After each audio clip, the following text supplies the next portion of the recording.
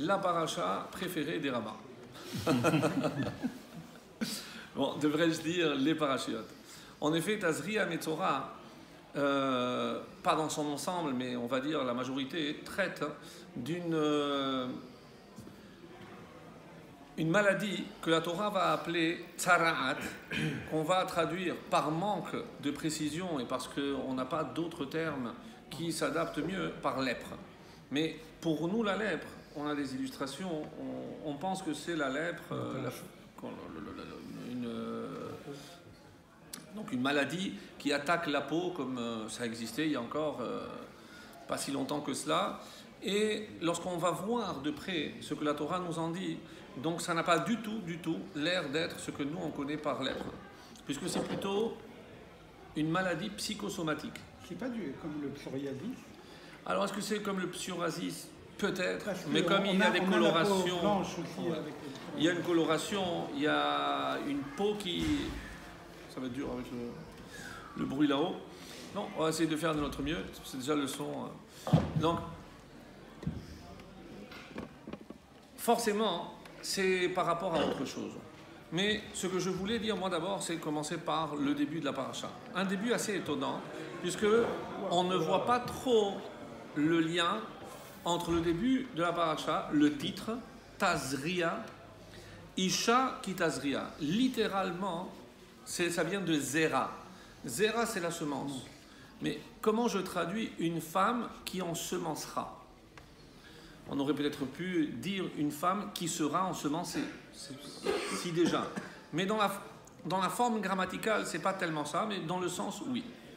Isha ki tazria veyaleda zachar.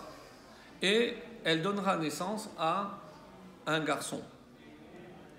Suit après une série de règles concernant l'impureté de la femme.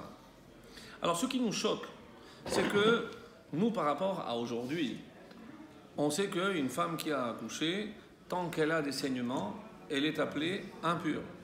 Et comme dans tout le reste, comme la Torah le dit, comme par rapport à ses menstruations, donc l'impureté due aux règles, donc une fois que le saignement termine, il y a ce qu'on appelle les Sheva, Nekiyim, 7 jours avant de pouvoir se purifier dans le mikvé. À l'époque de la Torah, c'était pas comme ça.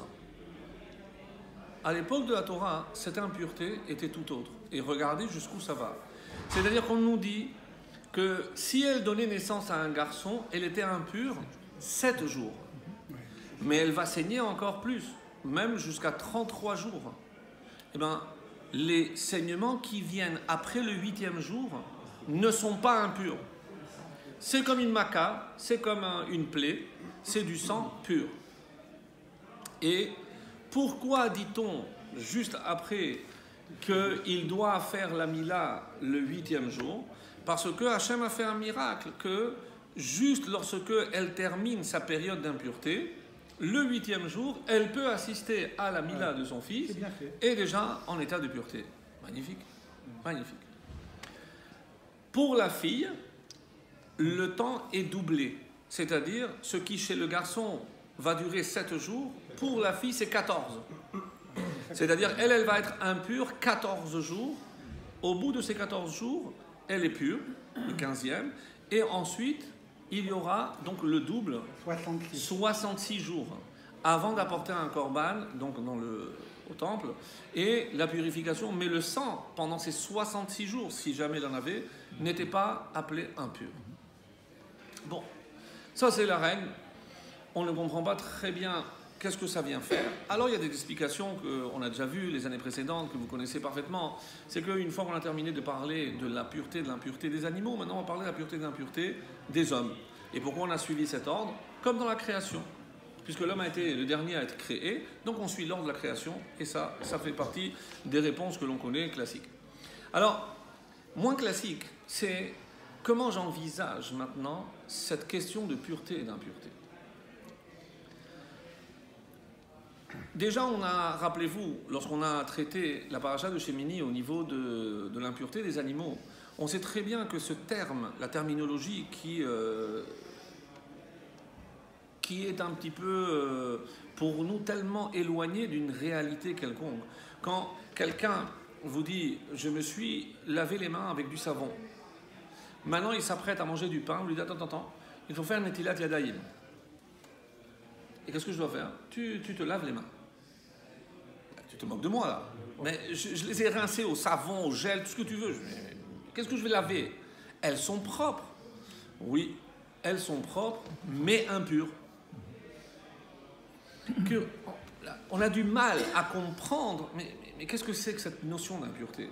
Et pourquoi il y aurait un sang pur et un sang impur? Jusqu'à aujourd'hui, pour tous ceux qui sont mariés et qui respectent scrupuleusement toutes ces lois, lorsque notre épouse a une tache et on ne sait pas désigner si c'est un rouge qui va rendre impur ou pas, alors on montre à un rave. C'est pas honteux? Non. Ça fait partie de son job, de savoir décider si, en fonction, bon, c'est pas tous qui sont évidemment habilités à le faire, mais en fonction de la coloration, il va dire c'est pur, et donc la femme peut continuer auprès de son mari. Si c'est impur, donc la séparation, ou si c'est pendant les 7 jours, il faut recompter encore 7 jours. Donc, ça n'explique pas pourquoi il y aurait un sang pur et un sang impur. Donc on a parlé des animaux purs et impurs, on a essayé de comprendre que par rapport à l'élévation, tout le cours de la semaine dernière. Mais maintenant, lorsqu'on essaye de comprendre pourquoi la femme a-t-elle été affublée de ce cycle? Pourquoi elle? Et pourquoi on a l'impression que ce cycle ne touche que la femme? Qu'en est-il de l'homme? Alors, là, ce soir, j'espère que ce sera un scoop pour vous, mais il y a un lien à un niveau, on va dire, de pshat, au sens simple.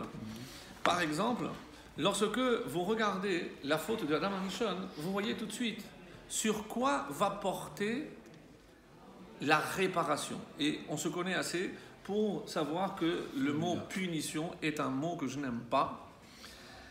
Et pourtant, en hébreu, il y a Sachar vers Onesh, mais Onesh dans la Torah, c'est pas dans le sens de ah, tu as été méchant, je te punis. Hachem n'est pas là comme un policier pour nous punir ou comme un prof sévère. Donc, il y a un tort qui est fait, on parlera de réparation. Donc maintenant, il y a une réparation suite à la faute de chacun d'entre eux. Et on va voir le domaine où la réparation touche l'homme et la femme n'ont rien à voir en apparence. En effet, qu'est-ce qui est dit? Pourquoi on a fait ça Onesh? Pardon? Pourquoi on a fait ça Onesh, pas Tikkun? Parce que quand Onesh, donc quand nous on traduit punition, on a tendance à saisir dans ce mot ce que moi j'entends par punition. Mais lorsque la Torah parle de Onesh, rarement d'ailleurs, les Chachamim parlent de Knas, si on veut montrer par exemple par rapport dans la Gemara, si vous avez vu ça, dans les dommages et intérêts, il y a un Knas, etc. Mais rarement, si tu me dis, la vraie punition, c'est lorsqu'il est passible de la peine de mort. Ça. Et encore ça, c'est pour sauver l'âme. On le sait très bien. Bon.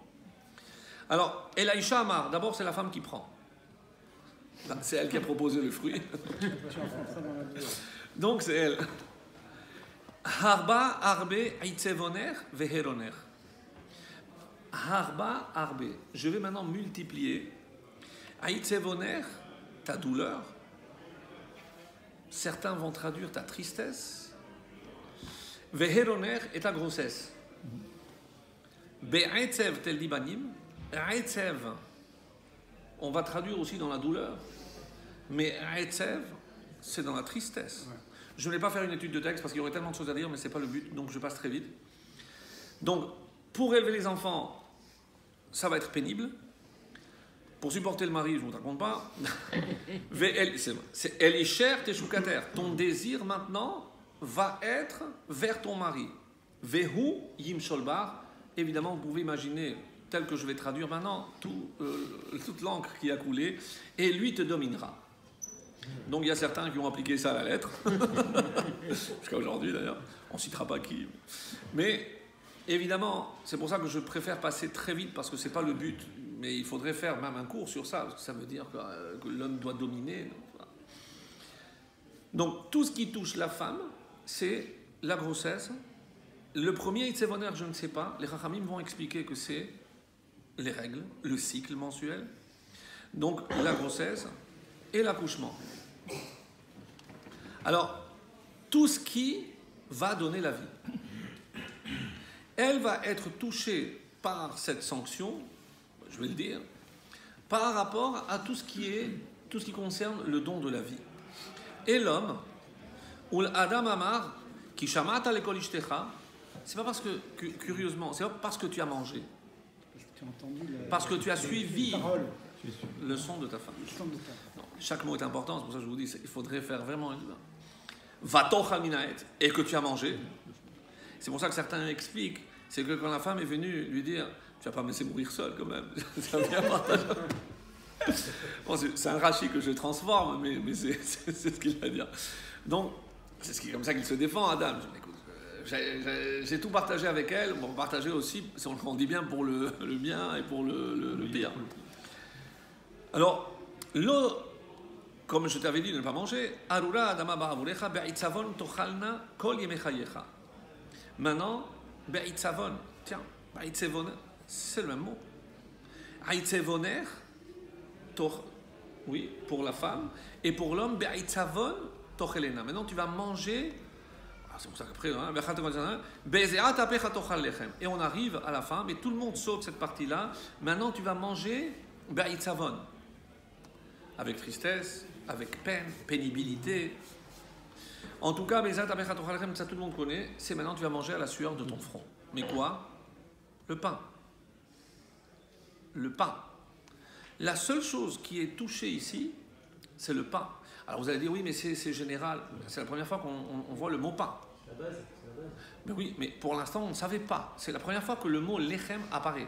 Je ne savais pas ce que c'est. Presque, j'ai envie de dire, mais de quoi il s'agit? Je savais pas, parce que pour l'instant, on a parlé d'arbres, de fruits, mais on parle du pain. C'est là qu'on a su qu'il y avait un arbre à Alors, pain, quoi. Un avis dira, de là on apprend qu'avant le pain sortait, et pour nous rappeler, on va faire la bracha, Hamotzi lechem minaret, qui fait sortir le pain de la terre, ce qui est un mensonge grossier, parce que le pain ne sort pas de la terre, sort du four, je veux bien, mais il ne sort pas de la terre. Donc, mais c'est en souvenir de ce qui était, et pour que je me rappelle qu'on tend vers cela, de voir un jour le pain jaillir comme dans le désert, ils ont vu le pain du ciel, nous on verra le pain de la terre. Alors, si j'analyse chaque étape, qu'est-ce que je remarque? Chez la femme, c'est tout ce qui est le don de la vie. Et chez l'homme, c'est quoi manger le pain? Le maintien de la vie. N'oublions pas qu'on est avant Noach, donc on ne parle pas encore d'animaux purs, impurs, de shechita, il n'y a rien. Il n'y a pas encore tout cela. Donc, elle, c'est dans le don de la vie, lui, le maintien de la vie.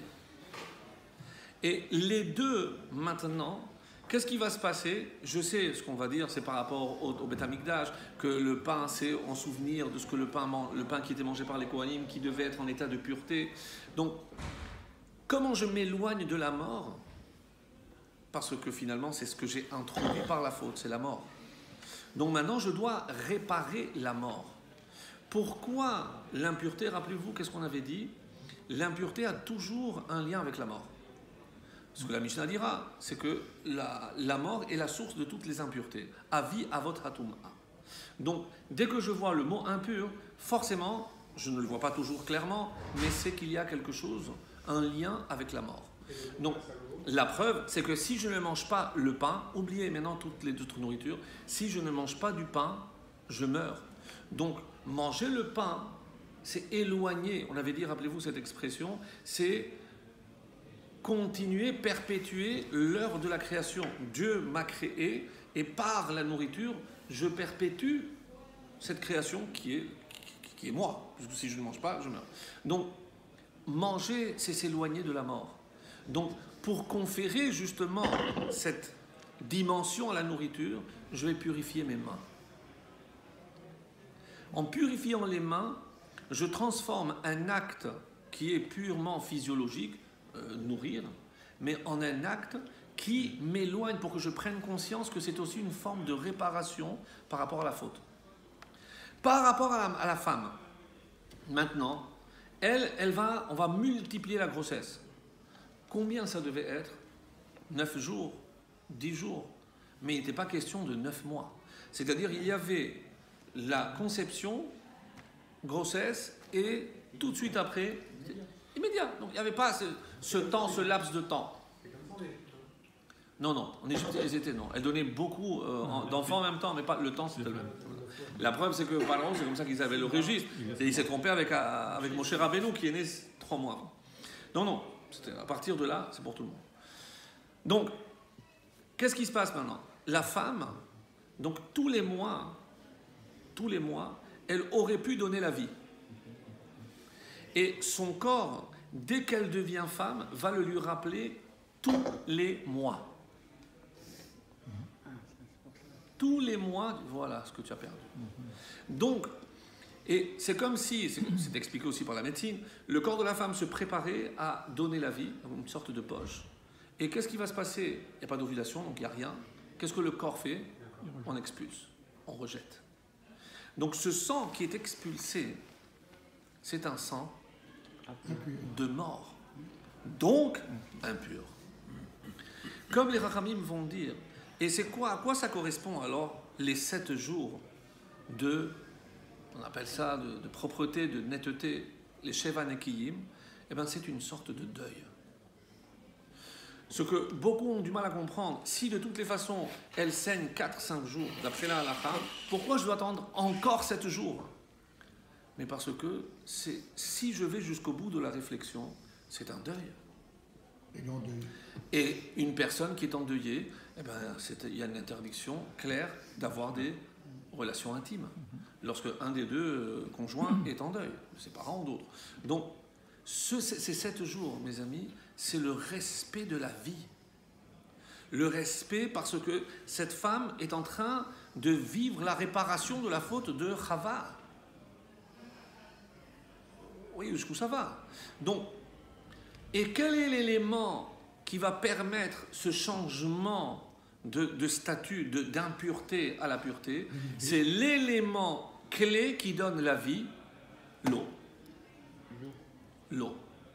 Alors, évidemment, maintenant vous allez me dire, oui, mais pourquoi ça doit être un mikvé? Pourquoi il y a une certaine mesure? Pourquoi? Il y a énormément de secrets dans le mikvé, et je n'ai pas l'intention, parce que d'abord je ne connais pas d'eau, mais parce que ce n'est pas vraiment le thème que je voulais développer. Mais à titre d'exemple, quand on donne la mesure d'eau d'un mikvé, on parle de Arbaim CA, 40 CA. 40, c'est un chiffre qui doit faire tilt chez nous, parce que 40, c'est le nombre de jours nécessaires pour considérer qu'il y a un début de vie. Grossesse, bien sûr, mais on parlera déjà d'un fœtus. Avant, comme la Gemara dira, Stam Maya, c'est de l'eau, c'est du liquide. À 40 jours, il y a une vie. C'est-à-dire que le chiffre 40, c'est toujours lié à la vie et toujours lié à une métamorphose. 40 jours, il y a eu le déluge. 40 ans dans le désert, Moshe 40 ans. Donc chaque fois qu'il y a le 40, on sait que c'est... Et le mot Mayim commence par même, qui vaut 40, et termine par même, qui vaut 50. Donc, c'est pour le changement de statut. Et Raph, Tout ceci... pour un bébé né, il y a Aaron Our. Un nouveau-né, il y a maintenant Aaron Our. À dire quoi pour Raph. Un nouveau-né, 40 jours. Un bébé né, par exemple, mon neveu, il a eu Aaron Our lundi. 40 jours. Il a eu Aaron Our hier. Ah, 40 jours après la naissance? Oui. Non, on parle de 40 jours durant la grossesse. Ah, Ou alors pour le pidion, si pour le rachat, lorsqu'il s'agit d'un premier-né, c'est 30. 30, parce qu'on considère que pour être viable, l'enfant, c'est lorsqu'il a dépassé le terme de 30 jours. C'est pour ça qu'on parlera 30 jours révolus. De la naissance. De la naissance. Ah oui, bien sûr. Pas après la Mila. Non, pas après la Mila. Non. La Mila, c'est 3 semaines après encore. 3 semaines. Donc, Mais j'avais une question à vous poser, c'était la vache rousse, elle intervenait dans le mikvé ou pas du tout? Il n'y avait pas d'autre moyen de se purifier La seule, C'était la seule purification par rapport à la mort, c'est avec un contact direct avec la mort, c'était les cendres de la vache rousse. D'accord, c'était que pour la Pour mort. tout le monde. Mais Voilà. pour tout ce qui était... Non, par exemple, la lèpre et tout ça, on va voir, il y a un temps d'attente, il y a l'observation du Kohen qui va déterminer par la coloration de la peau si oui c'est pur, impur, s'il faut encore attendre 7 jours, etc. Bon, ça c'est... Ok. Et voilà. Alors, donc on va suivre un petit peu, et c'est ce que je voulais vous dire. Ubayom Hashemini yimol besar orlato. En plein milieu, alors qu'on a déjà parlé depuis Abraham, on a parlé de la Mila. Donc, que vient faire ce verset ici en plein milieu? On a l'impression que c'est juste un rappel. Puisqu'on a parlé du garçon, n'oubliez pas en fait, 8 jours, je sais, je n'ai pas oublié ça. Je n'ai pas oublié. Depuis Abraham, on le savait très bien. Donc, qu'est-ce que ça vient rajouter dans ce contexte-là précisément que n'oubliez pas la Brit Mila. Alors, c'est un lien direct avec la paracha de la semaine dernière. Ubayom Hashemini. Donc ici, il y a le chiffre 8. Le chiffre 8, on sait très bien que si le 7 exprime tout ce qui touche le terrestre, tout ce qui touche ce monde, le 8, c'est la connexion avec la dimension qui est au-delà de ce monde. C'est la vie aussi, non? Alors, pas forcément.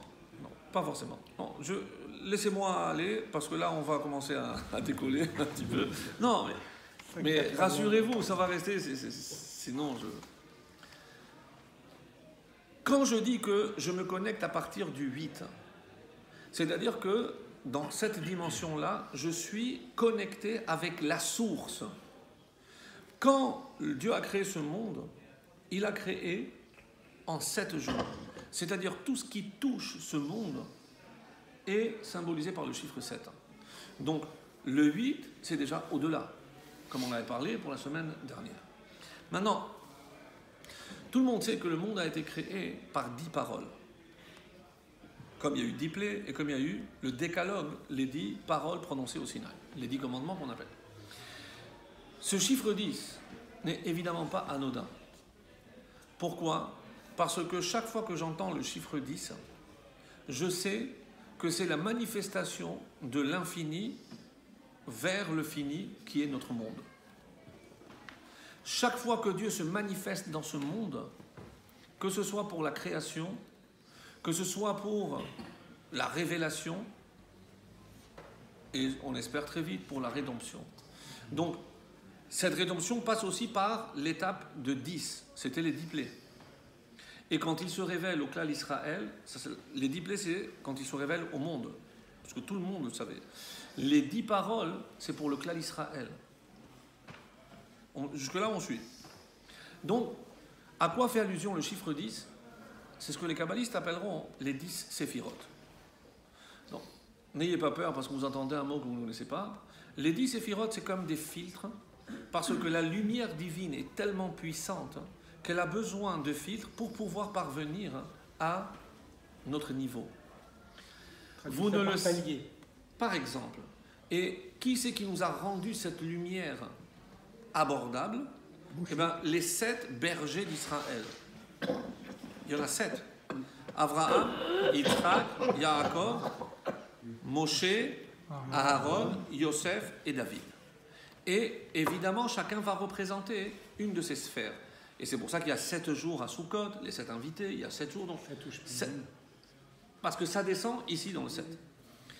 Vous n'avez peut-être pas pensé à cela, mais juste je lance, et on essaiera d'approfondir une prochaine fois. Mais lorsque le soir du Seder, on va s'asseoir tous avec le plateau, on ne fait pas attention si on ne le sait pas, mais il y a les 3 matzot, après il y a l'os, l'œuf, les herbes amères une fois sous la forme de maror, le charoset, le karpas, la chazeret avec laquelle je vais faire le sandwich, ça fait 9. Et le plateau, c'est le 10e. Le plateau, c'est le 10e. C'est pour ça que chaque emplacement a une importance cruciale, d'après le Harizal, parce que ça correspond à une sphère. Donc, c'est extrêmement élevé. Et quand ceux qui ont l'habitude de soulever le plateau et de se placer dessous, c'est comme si donc, on recevait toute la Shekhinah à ce moment-là. C'est quelque chose de très... Et on doit tourner un certain temps. Attends. Les vélos. Être molle pour les uns, du vélo pour chacun. J'avance, après je vous laisse. Donc, si maintenant je pars du principe que je commence dans ce monde, c'est-à-dire Malchut, la séphira qui correspond à ce monde, c'est Malchut. Si je compte 8, à laquelle j'arrive, mais vous allez tester, on arrive à Bina. Bina. Bina traduit généralement par discernement. Discernement. Et Bina est toujours collé avec Chochma. Chochma. Donc il y a Chochma et Bina. Da'at qui est moins caché, donc c'est les trois, ou avec Keter qui est au-dessus. En tout cas, on dit souvent Chochma, Bina, Da'at. Si on prend les initiales, c'est Chabad. Mais qu'est-ce que c'est aussi? Chet, Bet et Dalet, je vous lance comme ça, mais je n'explique pas, c'est ce que on n'avait pas le droit de manger. Chet, c'est le chelev, la graisse. Le Dalet, c'est le dam. Et Bina, Bassar, c'est la viande qu'il fallait brûler. Chelev, Bassar, dam. Donc, c'est sûr qu'il y a des choses extrêmement profondes, mais juste, je ferme la parenthèse. C'est par rapport à un petit clin d'œil au Korbanot. On est en plein Vayikra, il fallait. Donc, non, mais c'est intéressant. Donc, vraiment, on voit des choses assez profondes. Donc, maintenant, suivez-moi, parce que nous, on a du mal à comprendre le mécanisme. Et la Torah, ici, par exemple, je peux lire ce passage de manière très simple, comme la Gemara va le faire, par exemple. Vous savez ce qui est rapporté? On dit que Isha Kitazria, si elle ensemence, il y a les Dazachar. À ce moment-là, elle aura un garçon. Les lois aujourd'hui de la génétique ne permettent pas de confirmer ou d'infirmer que de quoi va dépendre le sexe de l'enfant. Oui, aujourd'hui on le sait. C'est si c'est X ou Y. C'est l'un ou l'autre, garçon ou fille. C'est ce qui va déterminer. Mais est-ce que c'est si elle ensemence d'abord, qu'est-ce que ça veut dire, ou si c'est le mari? En tout cas, ce qu'il y a dit ici, si elle passe avant, c'est un garçon. Et si c'est lui, le mari, c'est une fille. Maintenant, attachez les ceintures, on décolle. Maintenant, oubliez le texte. De quoi on parle ici? Écoutez, parce que c'est tellement beau, c'est tellement beau. On dit ici, on ne parle pas un homme et une femme. Dans Shir HaShirim, par exemple, vous savez que c'est d'une profondeur inouïe. Shir HaShirim, c'est une histoire d'amour entre un berger et une bergère.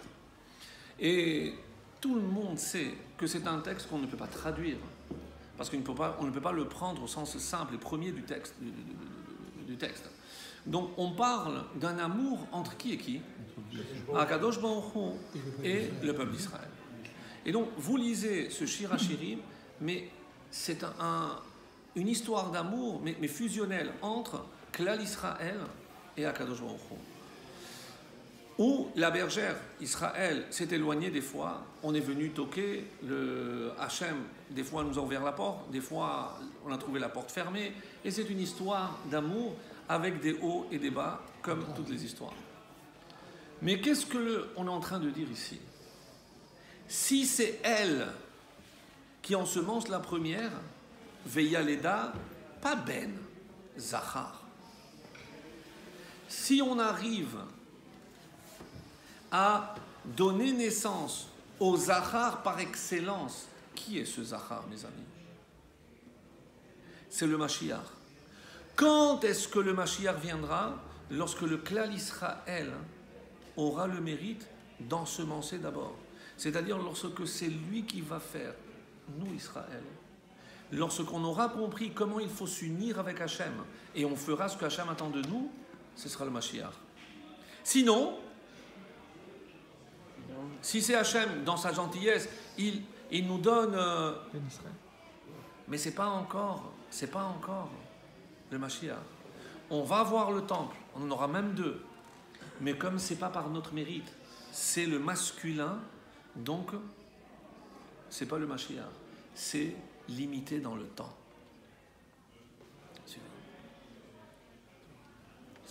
Je vous ai dit ça. Donc ici, on est dans une autre dimension. Ou parce que nous, chaque fois qu'on entend homme-femme, automatiquement on parle du mari. Mais vous pensez bien que si la Torah a choisi l'union de l'homme et de la femme pour symboliser vraiment le parallèle par excellence de l'union entre Israël et Akadosh Baruch Hu. Par exemple, c'est dans ces deux où on trouve le même terme de davak. Al ken yazov ish et aviv et imo. Vedavak, un homme doit abandonner son père et sa mère pour s'attacher à sa femme, se coller. Et nous avons le même terme, ve'atem hadevekim b'Hashem chayim. Donc, de la même façon qu'on est fusionnel, on fait corps, on fait un avec la femme, c'est ce genre d'union qu'on doit avoir avec Akadosh Baruch Hu. Donc, on est ici pour essayer de comprendre ce que Hachem attend de nous. Si on va encore un peu plus haut, jusque-là ça va? Qu'est-ce que c'est Nekeva? Très bien. Qu'est-ce que c'est Nekeva? C'est une délivrance limitée. Ça peut être le premier temple, c'est limité. Ça peut être le deuxième temple, c'est aussi limité. Mais on sait que le troisième sera définitif. C'est vrai qu'il a fallu passer par les 4 exils. Donc forcément, chaque fois qu'on a été libéré, mais ça, on savait très bien que c'était momentané. La seule vraie délivrance, ce sera la nôtre. Mais à ce moment-là, elle dépend de nous. Oui. Et c'est ce qu'on est en train de dire. Donc si on applique ça, c'est responsabilisant, mais au plus haut point. Parce qu'on est en train de dire, si ce n'est pas nous qui faisons la démarche d'aller vers Hachem, alors on attend. Mais oui, Hachem, il attend ça. Ça y est, je vous ai donné 2 temples. Vous, les 3e, remuez-vous, bougez-vous. C'est ça ce que ça veut dire. Donc, maintenant, je vais expliquer par rapport à la Mila. Qu'est-ce qui se passe au niveau de la Mila? C'est un Moël qui vous parle aussi. Donc, vous savez qu'il y a une double peau. Il y a une double peau. Une double peau. Donc, lorsqu'on tire, on la coupe, on découvre le gland. Il y a des secrets extrêmement profonds. Parce que, pour ceux qui se rappellent, ce qu'on avait dit par rapport à la lumière, qu'est-ce qu'on fait lorsqu'on découvre le gland? On fait apparaître la lumière. Parce que si jamais il y a une conception qui ne passe pas par cette lumière, c'est obligatoirement une conception, c'est-à-dire une âme qui ne sera pas du meilleur niveau qui soit. Je ne suis pas en train de dire que ce n'est pas lié avec juif ou pas juif. Donc une fille juive qui a une union avec un non-juif, non circoncis, a un enfant, cet enfant, garçon ou fille, est juif à 100%. À 100%. Mais il y a une fermeture. Il y a une fermeture. C'est pour ça que cette fille, même si elle quitte ce non-juif, par exemple, elle ne pourra jamais plus épouser un Cohen. Mais ça y est, les filles, oui. Mais il y a eu une déficience, un défaut qui reste gravé, et c'est ce qu'on appelle dans le langage, même si c'est choquant parce qu'aujourd'hui on pense que c'est autre chose, mais dans la halakha, qu'est-ce que c'est une isha zona, comme la Torah dit pour le Cohen? C'est une femme qui a une relation avec un homme qui lui est interdit, dont un non-juif, ou par rapport à un inceste ou autre chose. Donc cette femme, elle est interdite à Cohen. C'est pour ça qu'on demande des Cohen, ils s'occupent de pureté, donc il y a une exigence beaucoup plus stricte. Donc, qu'est-ce qui se passe au niveau de la Brit Mila? Je ne peux pas me connecter avec le 8 tant qu'il y a ce bouchon. Ce bouchon ne permet pas de me connecter avec le 8. Alors,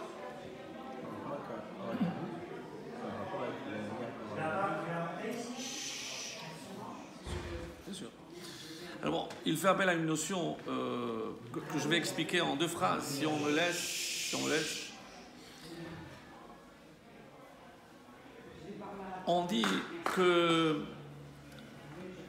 avant la création du monde, qu'est-ce qu'il y avait? Avant, Hachem. Hachem. Hachem remplissait, je ne veux pas dire l'espace, il n'y a pas d'espace. Il remplissait quoi? Je ne sais pas. Il n'y a que Hachem. Haya, Hové, Veye. Il était, il est, il sera. Donc, qu'est-ce qu'il a fait, Hachem? Alors bon, ça c'est des notions, par exemple, qu'on retrouve beaucoup dans le Ramchal. Hachem, qui est Kulo Chesed, il a voulu donner. Parce que quelqu'un qui a du Chesed, donc s'il n'y a personne pour recevoir, il ne peut pas donner. Donc, mais ce n'est pas considéré comme un manque par rapport à Kadosh Baruch Hu. Sinon, c'est qu'il n'est pas parfait. C'est pas possible. Qu'est-ce qu'il a fait Hachem? Donc, imaginons que c'est une lumière qu'on appellera une lumière infinie. Or en sof. Donc, il fallait laisser la place pour créer ce monde. Quand je dis ce monde, ce n'est pas notre petite planète. C'est tout ce qui nous entoure. C'est le cosmos, tout ce que vous voulez. Les galaxies, imaginez. Donc, qu'est-ce qu'il a fait Hachem? Il a laissé un espace. Et qu'est-ce qui s'est passé avec cette lumière? Il l'a laissée autour. Or, Makif, pour ceux qui connaissent, c'est la lumière qui entoure. Et maintenant, mais comment va apparaître la vie dans ce vide? C'est pas possible. Le temps. Si forcément, pour qu'il y ait vie, il faut qu'il y ait aussi une lumière divine. Donc, qu'est-ce que Hachem va envoyer? Un flux, une lumière, un cave. Un cave, c'est une ligne. Hommes et Un femmes. rayon. Hommes et femmes. Bien sûr. Donc, ce rond, Nekev, c'est le principe féminin qui reçoit. Le cave qui donne, c'est ce qu'on appelle, nous, masculin. Comme la lune et le soleil, les rayons. Donc, c'est rayons, la lumière, or et Keli. C'est pour ça qu'un Keli, c'est toujours rond. Quand on se lave les mains, il faut que le Keli soit rond, comme lorsqu'on boit. Et à quel moment aussi il y a le rond qui intervient? Bravo, au mariage. Il faut que la bague soit ronde. C'est pour ça qu'on demande de ne pas mettre d'inscription ni rien du tout. Donc, mais là, ici, qu'est-ce que je suis en train de dire? Si il n'y a pas la pénétration du rayon de la lumière à l'intérieur du rond, il n'y a pas de vie. Et comment se passe la vie chez nous? Exactement de la même façon. Exactement de la même façon. Vous comprenez que maintenant, pour que la vie ait lieu telle que Hachem l'a envisagée, il faut que ce soit la lumière. Et pour que cette lumière se révèle, eh bien, il faut qu'on découvre. Et là apparaît la lumière. Il y a juste un petit hic. C'est lors du mariage, on a l'impression qu'on inverse. Pourquoi? Parce que c'est la femme qui fait comme ça. C'est la femme qui reçoit. Mais regardez, c'est incroyable, la femme qui fait ça. Et le mari tient le rond. D'habitude, c'est l'inverse. Et qu'est-ce qui se passe là? Ben, c'est la même chose. Elle rentre le doigt, donc on met la chose. Pourquoi? On a dit que sans cet acte-là, il n'y a pas de vie. Eh bien, messieurs, vous êtes bien assis. C'est parce que lorsque on se marie, on naît à nouveau. Grâce à notre femme, à ce moment-là, c'est un nouvel être. C'est comme si on naissait. La vraie vie commence. Pour le bien, pour le bien. Pour le bien, pour le bien. C'est pour ça qu'on dit m'écouter, chef. Mais vous comprenez, le message est extraordinaire. Le message est extraordinaire. Parce que, non, mais normalement, c'est moi, homme, c'est moi qui donne. C'est moi. Oui, mais on a l'impression que les rôles s'inversent à ce moment-là pour que l'homme prenne conscience qu'à ce moment-là, en se mariant, c'est sa femme qui lui donne vie. Et là, il a c'est quelqu'un d'autre. C'est impressionnant. Sincèrement, c'est... Donc... La femme, elle ne devient pas une autre femme. Quand elle est élite. Non. Non, c'est pour ça que la Torah a enjoint à l'homme l'obligation de se marier et pas à la femme. Parce que tant que l'homme n'est pas marié, ben, il n'est pas Adam, il est sans joie, il est sans rien. Alors que ce n'est pas dit pour la femme. La femme, n'oubliez pas, c'est vrai qu'elle reçoit, mais c'est elle qui donne la vie. Et si l'homme ne donne pas, elle ne peut pas donner la vie. Donc ici, Ce qui se cache ici, c'est le secret, ni plus ni moins que de la vie. Donc, que ce soit par rapport à Israël et Hachem, que ce soit par rapport au secret caché à l'intérieur de la Brit Mila, ou Bayom Hashemini Yimol Bessar Orlato. Donc, tant que c'est recouvert, lui aussi il est impur. Par quoi va passer ce processus chez la femme? C'est le Chida qui dit ça. Quand est-ce que la femme va se libérer de ce joug qui la relie constamment à l'impureté? Après 400 cycles. Comment on appelle ça quand elle peut plus avoir... À la ménopause. Hazat Moro, pas Après 400 cycles. quand elle n'a plus de cycle. C'est incroyable. À ce moment-là, contrairement à ce que les femmes vivent mal ce moment, mais c'est la vraie libération. Il n'y a plus d'impureté. C'est-à-dire, si on devait comparer ce moment-là, qui est la réparation absolue, puisqu'il n'y a plus de contact avec l'impureté, ça correspondrait chez l'homme à la Brit Mila. Bon, c'est plus lent, tout ce que vous voulez, c'est dur, tout ce que vous voulez, mais c'est comme ça que, par exemple, le Chida le révèle. De la même façon, un mikvé vide, tout le monde comprend qu'il n'opère rien du tout. Donc, encore une fois, le mikvé, c'est le récipient. Et ici, l'eau, c'est la vie. C'est pour ça que c'est comme les rayons. Donc, ça doit venir d'en haut. Mais là, ce n'est pas les rayons de soleil, c'est les rayons de pluie. C'est la pluie. C'est la pluie. Oui, Parce que de la même façon, qu'est-ce que la pluie? C'est l'union du haut et du bas.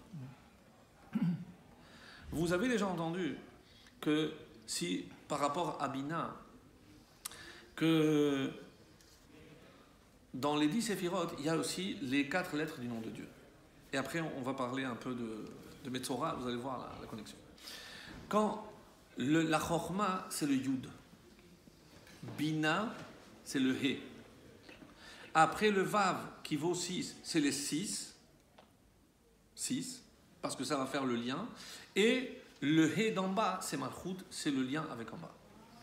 Mais si je dis que Chorma, c'est le masculin et Bina, c'est le féminin, donc forcément, dans homme et femme, je vais retrouver le Yud qui vaut le masculin et le He, le féminin.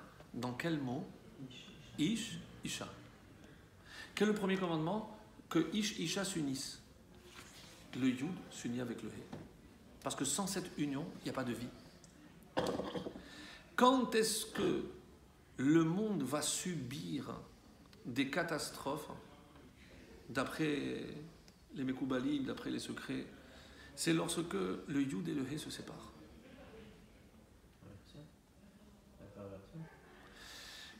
Alors, je ne parle pas forcément du divorce, de la séparation, mais Yud et He, c'est ce qui est à l'origine de tout ce qui peut vivre et exister en bas. D'ailleurs, ce qui est intéressant, c'est que si Yud, c'est l'homme, donc le papa, He, c'est la femme, donc la maman, on dit que le couple parfait, d'après la halakha, c'est garçon et fille. Garçon et fille. Qu'est-ce que le garçon pour le papa? C'est la continuité.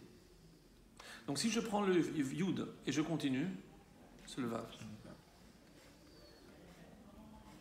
Et le dernier He, ben c'est le féminin. C'est la fille. Donc j'ai Yud, le papa, He, c'est la maman, Vav, le garçon, et He, c'est la fille. J'ai les 4 lettres du nom de Dieu. C'est la famille. C'est incroyable. C'est la famille. C'est la halakha. La halakha, forcément, même si elle ne révèle pas tout, mais ça doit tenir compte de tous ces secrets. Croyez-moi. C'est forcé. Alors,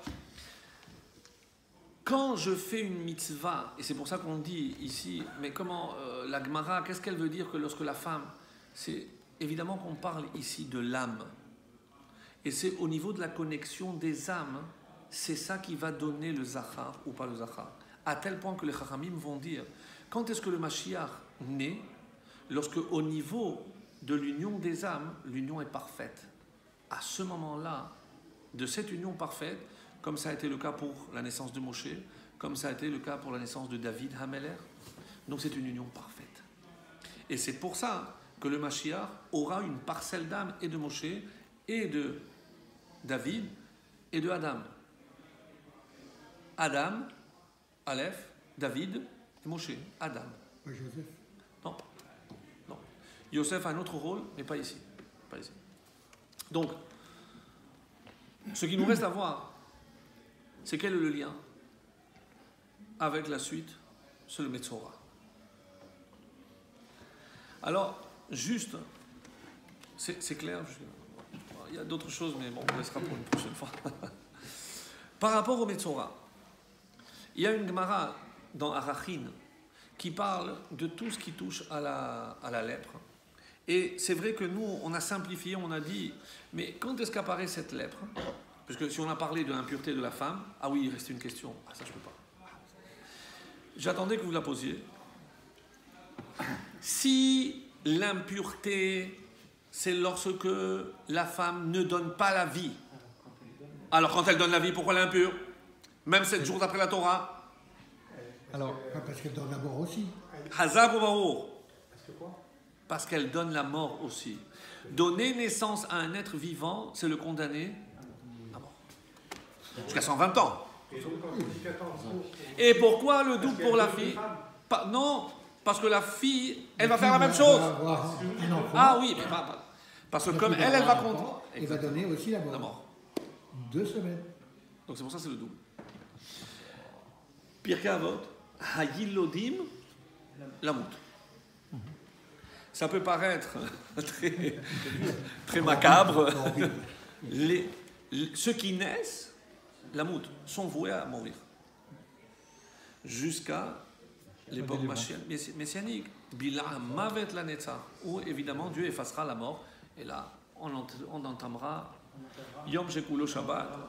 On enterrera la mort. Non, il n'y aura plus l'ange de la mort. Non. Il n'y aura plus l'ange de la mort. Non, il sera au chômage. Il aura rangé sa fautille. Ah ben là. Alors, donc Arachim, pour ceux qui veulent la référence, c'est 17b. On nous dit, dans quel cas un homme, puisqu'on a parlé de l'impureté de la femme, logiquement maintenant, on va parler de la pureté de l'homme. Donc pas tout, mais en tout cas ici, dans cette partie-là, ça va toucher ce que nous on a traduit par tsara'at, la lèpre. Dans quel cas la lèpre apparaissait chez l'homme? Médisance. La plus connue, c'est la shonara, que je ne veux pas traduire par mauvaise langue, parce que c'est une mauvaise traduction. La shonara, c'est le langage du mal. C'est pas la shonra, c'est pas l'adjectif. La shonara, si on traduit, le langage du mal. Donc, c'est pas uniquement médire sur l'autre, mais tout ce qui est destructeur. Ça peut être une mère qui dit à son fils, mais tu es un nul. Ça, c'est le pire des lachon hara qui existe. Parce que si on a prouvé que les plantes sont sensibles à Kol, il a fait la Bessamim, je le dis tous les jours. Donc si les plantes sont sensibles à la voix, vous imaginez l'impact que ça peut avoir sur un enfant d'écouter, mais tu es un nul, tu n'arriveras à rien. C'est la destruction par excellence. Et même, j'ai même pas le droit de dire sur moi-même. Mais de toute façon, j'arriverai pas, je suis un nul. C'est le vrai lachon hara. Donc, c'est vrai que tout le monde, oui, la médisance. Non. Lachon, c'est pour ça que je préfère traduire comme ça. Bon, la Gemara rajoute autre chose. C'est quoi? Le meurtre, un meurtre qui est impuni. Des faux serments, des gens qui commencent à faire des serments en vain. La débauche, lorsqu'il n'y a pas de témoins pour sanctionner comme ça mériterait. L'orgueil. Le vol qui reste aussi impuni. C'est pour ça que à un moment donné, je devrais vider la maison pour que tout le monde voit si jamais j'ai pris des choses qui ne m'appartenaient pas, puisque ça touche la maison. Et le dernier, et j'espère qu'il n'y a pas de Meknassi chez nous, c'est blague.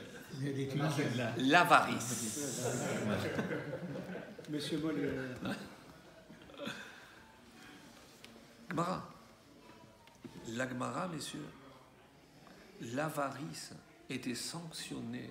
Pourquoi? Parce que quand on venait demander et que je j'ai pas, la lèpre arrive et là je suis obligé de sortir tout ce que j'avais. Tu n'avais pas et ça. Et tout le monde va voir que ça. Mais bien sûr. Je suis très sérieux.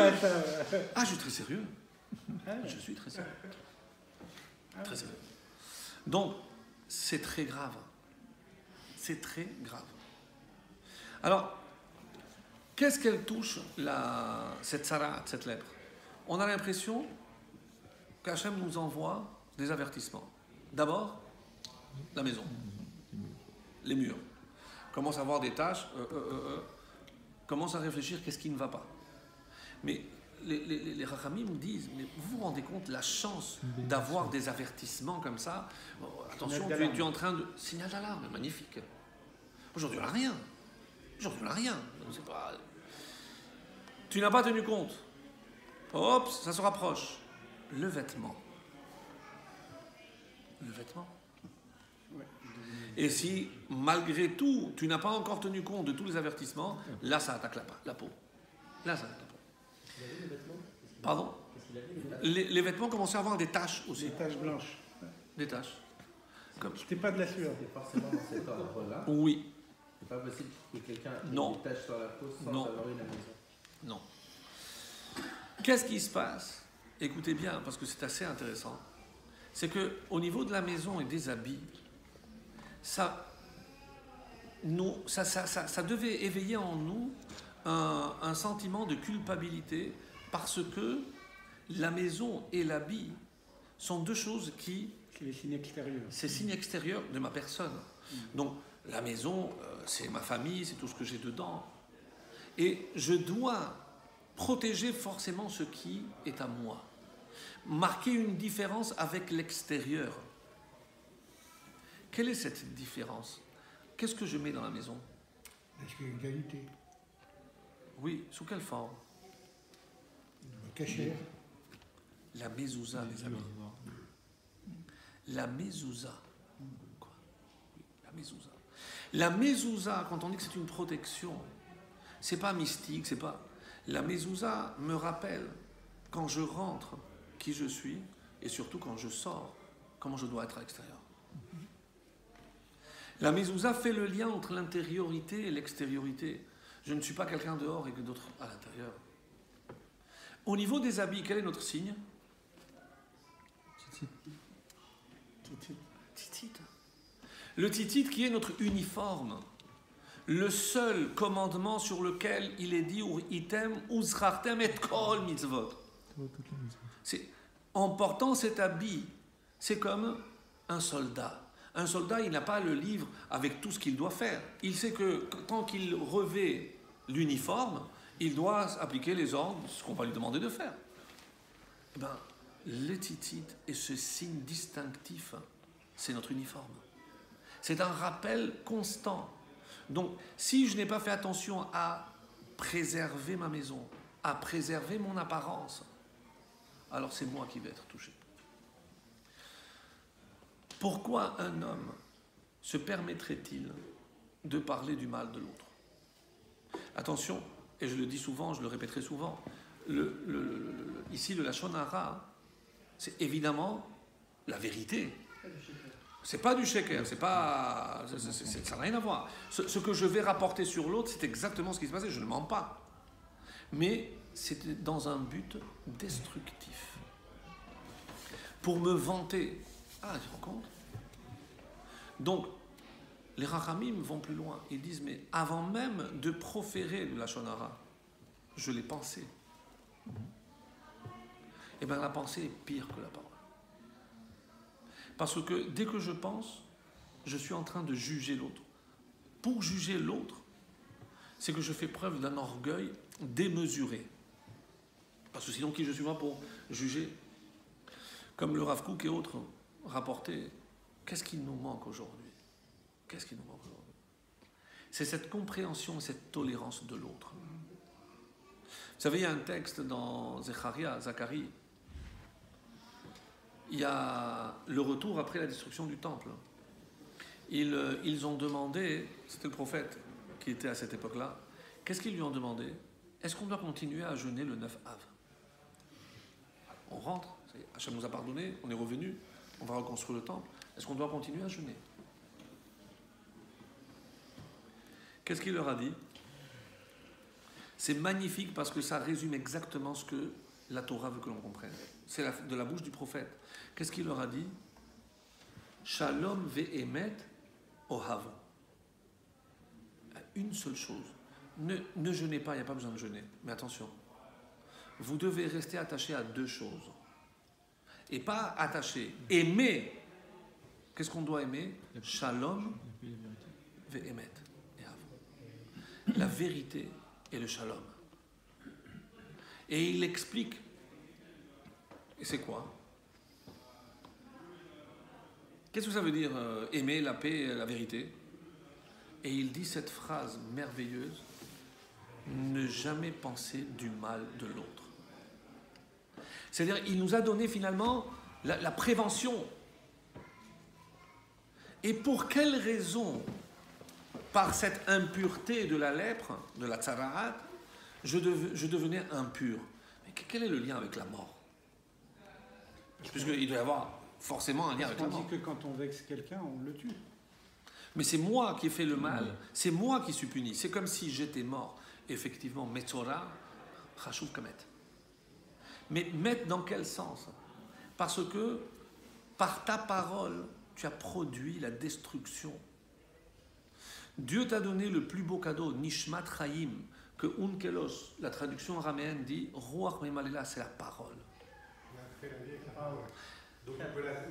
Tu as évidemment.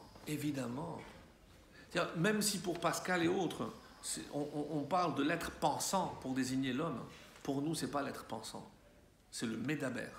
Nous, on est appelé le Chaim Médaber, nous, on est le parlant. C'est-à-dire la force de l'homme, c'est la parole. Parce que je peux détruire par la parole. Mais je peux évidemment aussi encourager. Et c'est quoi une parole de vie? Une consolation, une prière, l'étude. Je m'attache à la vie. Dieu nous a donné ce pouvoir incommensurable qu'est la parole. Et qu'est-ce que tu en fais? Tu détruis. Mais tu détruis mon monde. Tu es en train de détruire mon monde. Et comment on guérit? Comment on peut guérir? Alors, c'est toujours dans la Gemara de Arachim qui dit: quel est le remède pour le Lachon Hara? Quand je dis le remède, comment on peut se travailler le Lachon Hara? Le Chafetz Chaim, il disait qu'il fallait le taire. Eh bien, il y a une histoire sur le Chafetz Chaim très intéressante. On dit quelqu'un qui est rentré une fois dans la maison du Chafetz Chaim et il pensait que c'était le silence. Parce que le Chafetz Chaim avait... Et qu'est-ce qu'il a vu? Tout le monde parlait, le Chafetz Chaim parlait de la communauté, des problèmes. Et pourquoi? Je dis, mais je croyais. Je dis, mais non. Si on veut, tant que c'est dans un but constructif, évidemment que je peux parler. Évidemment que je dois parler. Mais parce que mon but, c'est d'apporter de la vie, d'apporter une amélioration. Le Ramchal a dit, Dieu a créé au départ pour le chesed, mais les kabbalistes vont plus loin. Parce que, vous avez entendu cette expression de Nahama de Kisoufa, le pain de la honte. Nous, on a honte de profiter comme ça sans avoir de mérite. Donc, Hachem nous a donné l'opportunité de quoi? De lui ressembler, de nous parfaire. Le but de l'homme sur terre, c'est de se parfaire. Et il nous a conféré un moyen, puisque Dieu a créé par la parole, ça veut dire qu'il nous a fait à son image. Donc imaginez le pouvoir qu'on a de la parole.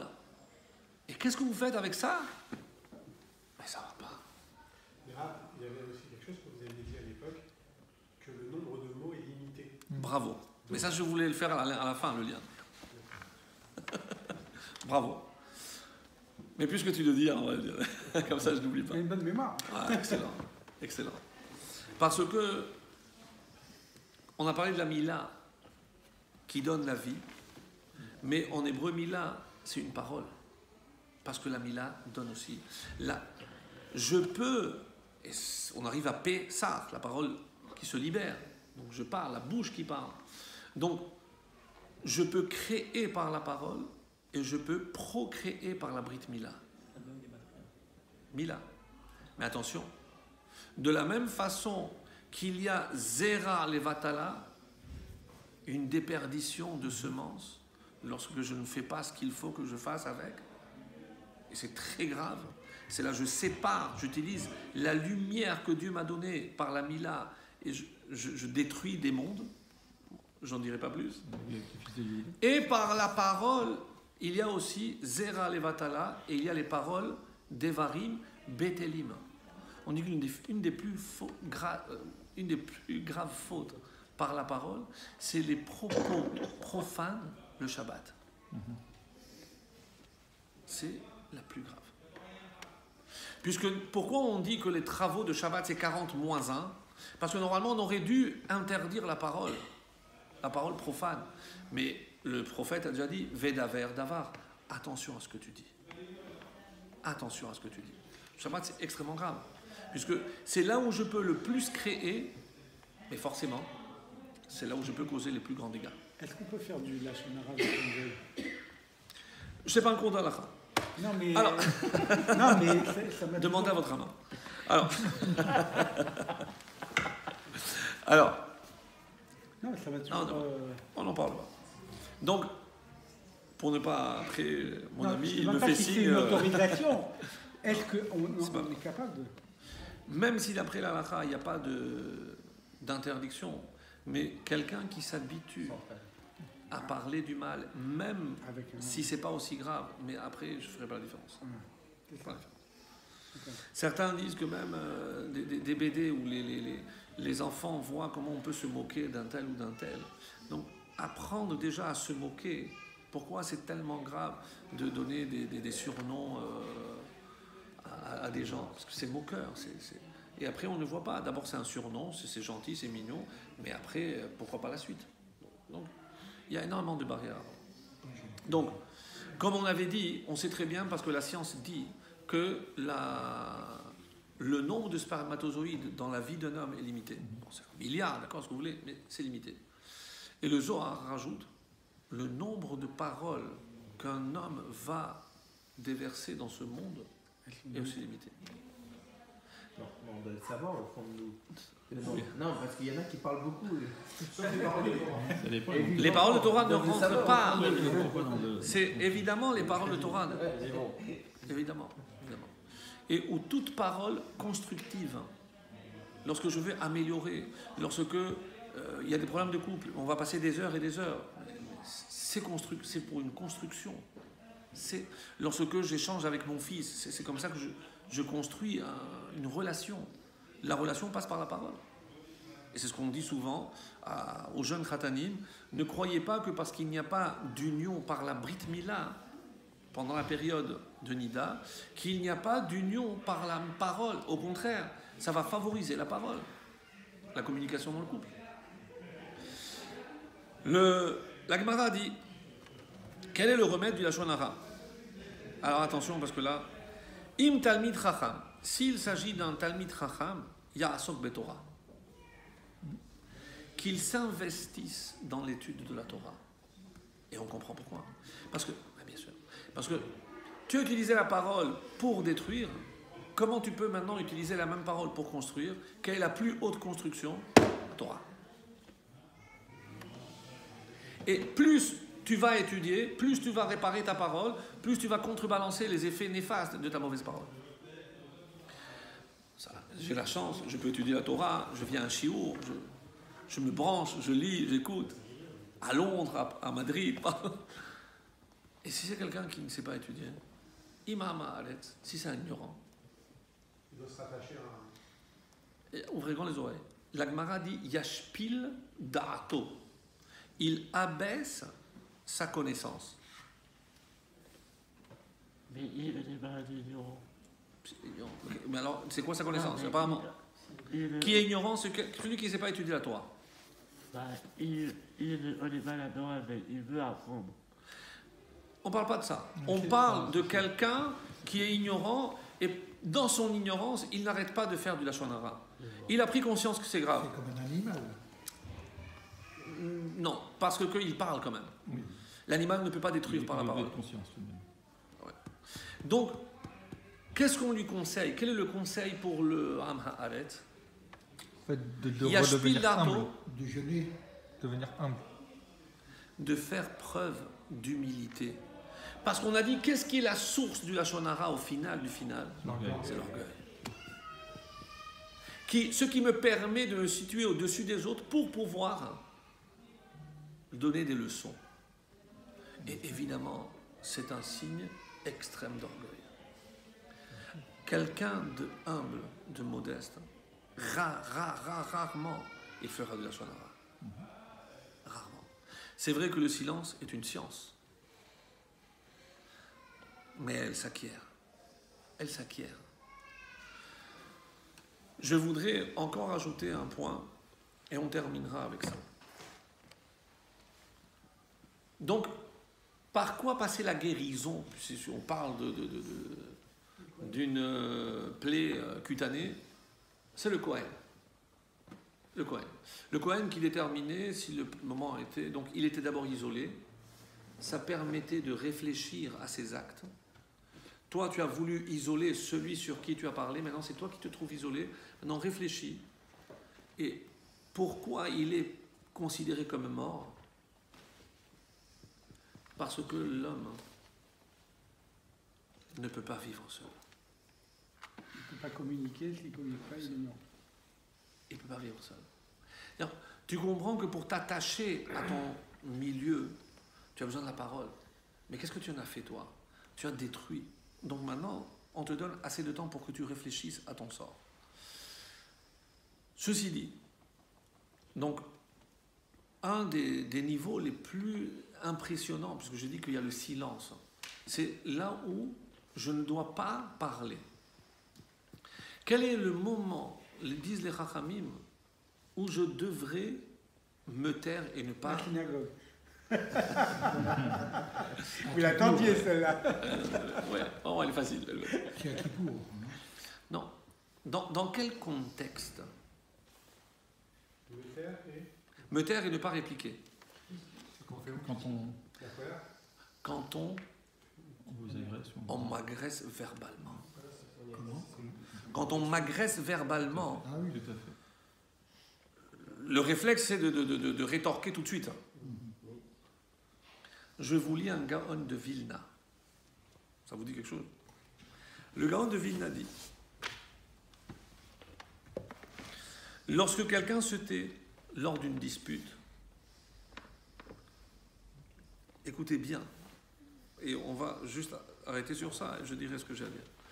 Il a en lui la lumière la plus secrète qui est dans le monde. La lumière la plus secrète qu'il y a dans le monde.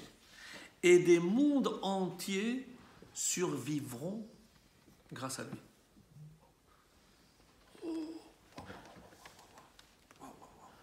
Je pourrais lire, c'est bon. Qu'est-ce que ça veut dire? De quelle lumière on parle ici? La lumière divine. De la lumière divine. C'est-à-dire, si... c'est ce qu'on appelle organose. C'est la lumière qui est à l'origine de tout ce qui existe. Ce fameux rayon dont on a parlé. Mais le Gaon de Vilna, il reste discret. Il te lance un truc pareil, une bombe là, atomique, et il te dit, bon, débrouille-toi avec. Qu'est-ce que je fais avec? Comment ça se mange? Qu'est-ce que je fais? Une lumière la plus secrète. C'est celle qui est à l'origine de ce qui existe et celle qui donne la vie. Et la lumière de la Donc, religion. comment je dis lumière en hébreu? Or. Donc, et ici, cette lumière, je l'ai eue grâce à la bouche. La bouche se dit P. Si je prends le mot or, lumière, et P, et je les mets ensemble, Refoua. Traduisez. Guérison. Guérison. C'est pour ça qu'on les isolait. C'est quoi la guérison? C'est la lumière de la bouche. Là, tu as sorti l'obscurité, la destruction, le mal. Maintenant, Comment tu peux réparer? En utilisant la bouche pour éclairer, pour illuminer. Or, paix. Les deux, c'est refoua. C'est ça, mes amis, la vraie guérison. Si on pouvait imaginer le pouvoir colossal qu'Hachem a donné au peuple juif, à travers sa bouche, à travers la parole, puisque, et la logique voulait que si la première paracha a traité de ce qui rentrait, la suivante parle de ce qui sort. Bien sûr. Et bien sûr. De la même façon qu'il y a des restrictions pour atteindre l'élévation et la sainteté, de la même façon, grâce à ce qui va sortir, je pourrai m'attacher à la sainteté. Et c'est ça le secret de cette paracha. Et c'est ça le secret du 8. C'est comme ça que je peux me connecter avec la lumière divine. Bonsoir les amis.